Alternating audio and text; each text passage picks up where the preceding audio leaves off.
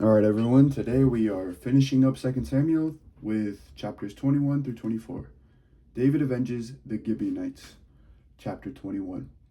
Now there was a famine in the days of David for 3 years, year after year, and David inquired of the Lord. The Lord said, "There is blood guilt on Saul and on his house, because he put the Gibeonites to death." So the king called the Gibeonites and spoke to them. Now the Gibeonites were not of the people of Israel, but of the remnant of the Amorites, although the people of Israel had sworn to spare them. Saul had tried to wipe them out in his zeal for the people of Israel and Judah. David said to the Gibeonites, "What shall I do for you? How shall I make expiation that you may bless the heritage of the Lord?" The Gibeonites said to him, "It is not a matter of silver or gold between us and Saul or his house, neither is it for us to put anyone to death in Israel." He said, "What do you say that I should do for you?" They said to the king, "The man who consumed us and planned to destroy us, so that we should have no place in all the territory of Israel, let 7 of his sons be handed over to us, and we will impale them before the Lord at Gibeon, on the mountain of the Lord." The king said, "I will hand them over." But the king spared Mephibosheth, the son of Saul's son Jonathan, because of the oath of the Lord that was between them, between David and Jonathan, son of Saul. The king took the 2 sons of Rizpah, daughter of Aiah, whom she bore to Saul, Armoni and Mephibosheth, and the 5 sons of Merab, daughter of Saul, whom she bore to Adriel, son of Barzillai the Metholite. He gave them into the hands of the Gibeonites, and they impaled them on the mountain before the Lord. The 7 of them perished together. They were put to death in the first days of harvest, at the beginning of the barley harvest. Then Rizpah, the daughter of Aiah, took sackcloth and spread it on a rock for herself from the beginning of the harvest until rain fell on them from the heavens. She did not allow the birds of the air to come on the bodies by day, or the wild animals by night. When David was told that Rizpah, daughter of Aiah, the concubine of Saul, had done, David went and took the bones of Saul and the bones of his son Jonathan from the people of Jabesh Gilead, who had stolen them from the public square of Bethshan, where the Philistines had hung them up, on the day that the Philistines killed Saul on Gilboa. He brought up from there the bones of Saul and the bones of his son Jonathan, and they gathered the bones of those who had been impaled. They buried the bones of Saul and of his son Jonathan in the land of Benjamin in Zelah, in the tomb of his father Kish. They did all that the king commanded. And after that, God heeded supplications for the land. The Philistines went to war again with Israel, and David went down together with his servants. They fought against the Philistines, and David grew weary. Ishbi-Benob, one of the descendants of the giants, whose spear weighed 300 shekels of bronze and who was fitted out with new weapons, said he would kill David. But Abishai, son of Zeruiah, came to his aid and attacked the Philistine and killed him. Then David's men swore to him, "You shall not go out with us to battle any longer, so that you do not quench the lamp of Israel." After this, a battle took place with the Philistines at Gob. And then Sibbecai the Hushathite killed Saph, who was one of the descendants of the giants. Then there was another battle with the Philistines at Gob, and Elhanan, son of Jare-Oregim, the Bethlehemite, killed Goliath the Gittite, the shaft of whose spear was like a weaver's beam. There was again war at Gath, where there was a man of great size who had 6 fingers on each hand and 6 toes on each foot, 24 in number. He too was descended from the giants. When he taunted Israel, Jonathan, son of David's brother Shimei, killed him. These 4 were descended from the giants in Gath. They fell by the hands of David and his servants. David's Song of Thanksgiving, chapter 22. David spoke to the Lord the words of this song on the day when the Lord delivered him from the hand of all his enemies and from the hand of Saul. He said, "The Lord is my rock, my fortress and my deliverer, my God, my rock in whom I take refuge, my shield and the horn of salvation, my stronghold and my refuge, my Savior. You save me from violence. I call upon the Lord who is worthy to be praised, and I am saved from my enemies. For the waves of death encompassed me, the torrents of perdition assailed me, the cords of Sheol entangled me, the snares of death confronted me.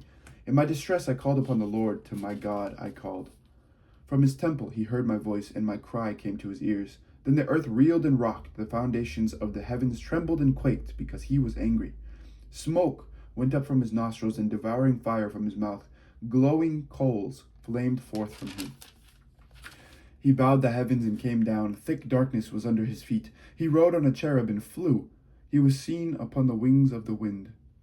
He made darkness around him a canopy, thick clouds, a gathering of water. Out of the brightness before him coals of fire flamed forth. The Lord thundered from heaven. The Most High uttered his voice.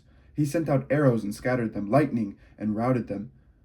Then the channels of the sea were seen. The foundations of the world were laid bare at the rebuke of the Lord, at the blast of the breath of his nostrils.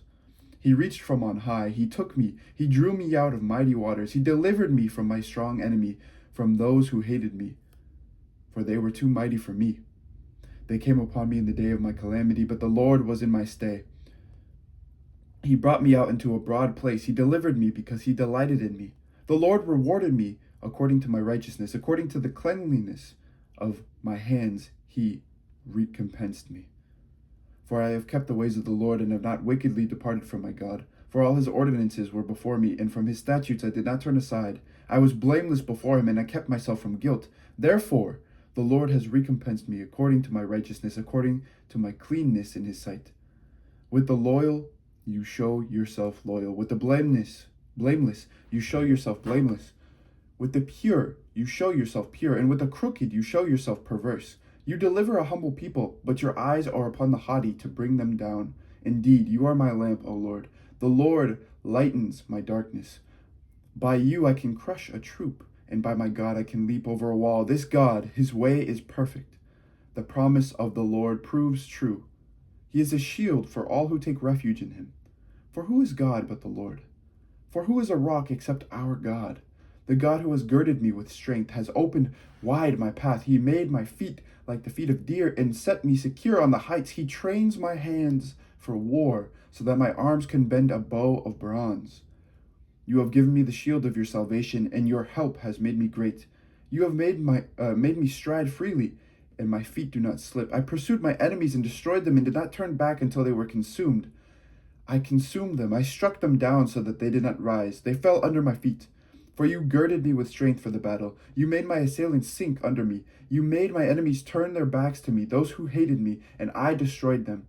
They looked, but there was no one to save them. They cried to the Lord, but he did not answer them. I beat them fine like the dust of the earth. I crushed them and stamped them down like the mire of the streets. You delivered me from strife with the peoples. You kept me as the head of the nations. People whom I had not known served me. Foreigners came cringing to me. As soon as they heard of me, they obeyed me. Foreigners lost heart and came trembling out of their strongholds. The Lord lives. Blessed be my rock, and exalted be my God, the rock of my salvation, the God who gave me vengeance and brought down peoples under me, who brought me out from my enemies. You exalted me above my adversaries. You delivered me from the violent. For this I will extol you, O Lord, among the nations, and sing praises to your name. He is a tower of salvation for his king, and shows steadfast love to his anointed, to David and his descendants forever. The last words of David, chapter 23. Now these are the last words of David, the oracle of David, son of Jesse, the oracle of the man whom God exalted, the anointed of the God of Jacob, the favorite of the strong one of Israel. The Spirit of the Lord speaks through me. His word is upon my tongue. The God of Israel has spoken. The rock of Israel has said to me, one who rules over people justly, ruling in the fear of God, is like the light of morning, like the sun rising on a cloudless morning, gleaming from the rain on the grassy land. Is not my house like this with God? For he has made with me an everlasting covenant, ordered in all things and secure. Will he not cause to prosper all my help and my desire? But the godless are like the thorns that are thrown away, for they cannot be picked up with the hand. To touch them, one uses an iron bar or the shaft of a spear, and they are entirely consumed in fire on the spot. These are the names of the warriors whom David had: Josheb, Basshebeth, a Tachemonite. He was a chief of the three. He wielded a spear against 800 whom he killed at one time. Next to him among the three warriors was Eleazar, son of Dodo, son of Ahohi. He was one with David when they defied the Philistines who were gathered there for battle. The Israelites withdrew, but he stood his ground. He struck down the Philistines until his arm grew weary, though his hand clung to the sword. The Lord brought about a great victory that day. Then the people came back to him, but only to strip the dead. Next to him was Shammah, son of Agi, the Hararite. The Philistines gathered together at Lehi, where there was a plot of ground full of lentils, and the army fled from the Philistines. But he took his stand in the middle of the plot, defended it, and killed the Philistines, and the Lord brought about a great victory. Towards the beginning of harvest, 3 of the 30 chiefs went down to join David at the cave of Adullam, while a band of Philistines was encamped in the valley of Rephaim. David was in the stronghold, and the garrison of the Philistines was then at Bethlehem. David said longingly, "Oh, that someone would give me water to drink from the well of Bethlehem that is by the gate." Then the 3 warriors broke through the camp of the Philistines, drew water from the well of Bethlehem that was by the gate, and brought it to David. But he would not drink of it. He poured it out for the Lord, for he said, "The Lord forbid that I should do this. Can I drink the blood of the men who went at the risk of their lives?"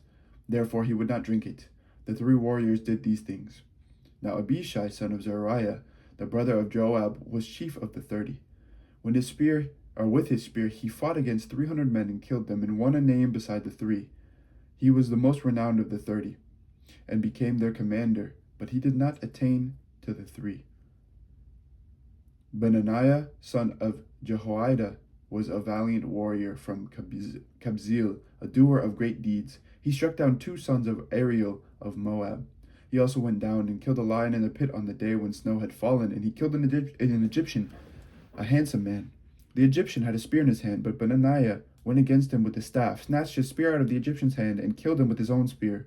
Such were the things Benaniah, son of Jehoiada, did, and won a name beside the 3 warriors. He was renowned among the 30, but did not attain to the 3. And David put him in charge of his bodyguard.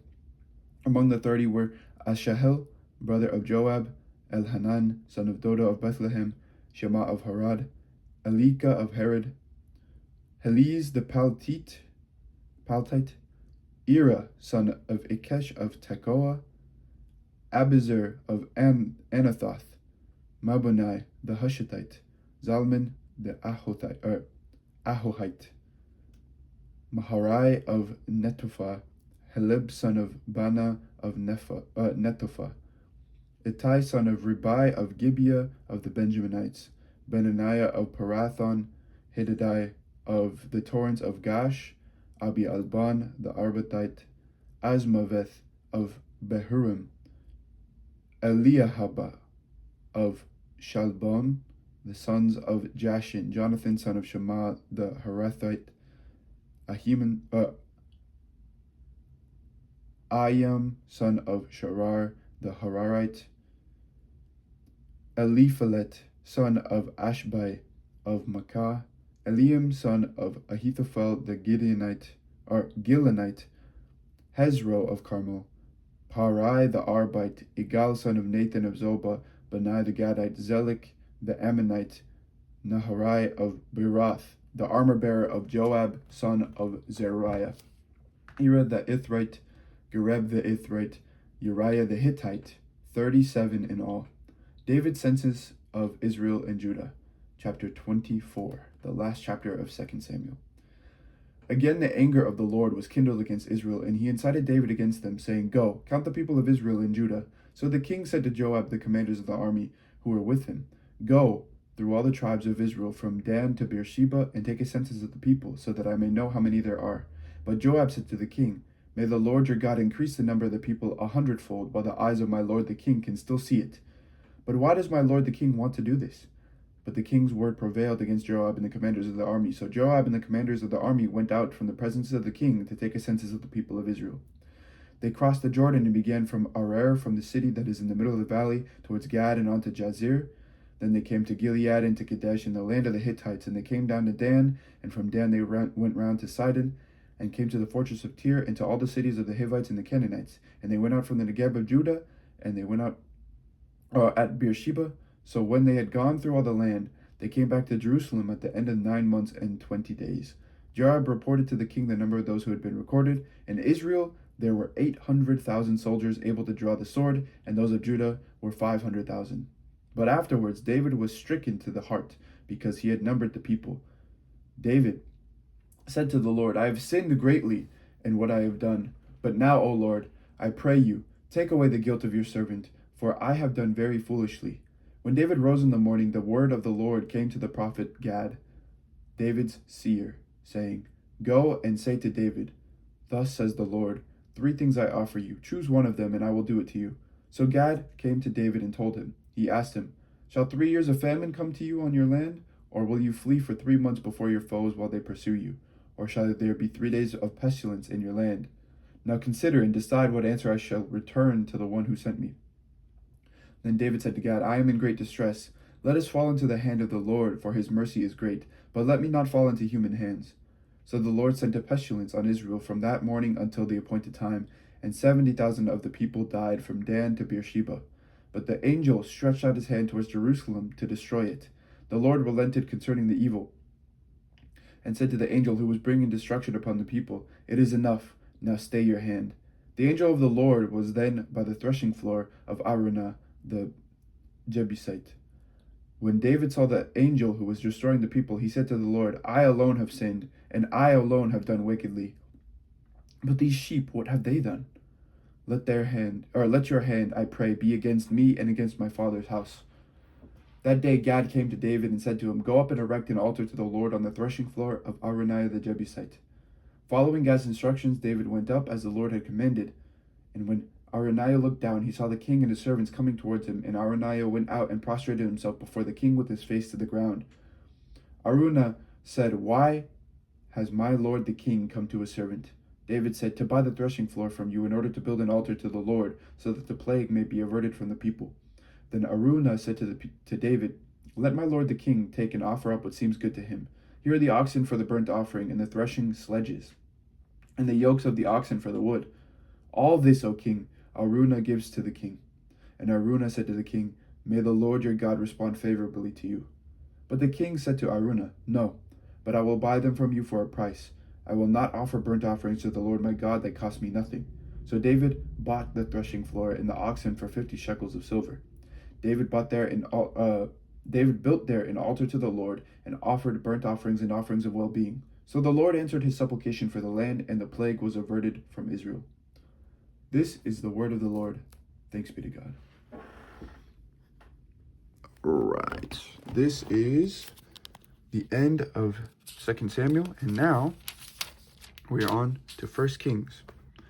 So thank you for listening, everyone, and have an amazing day. May God bless you today. Take care. Bye-bye.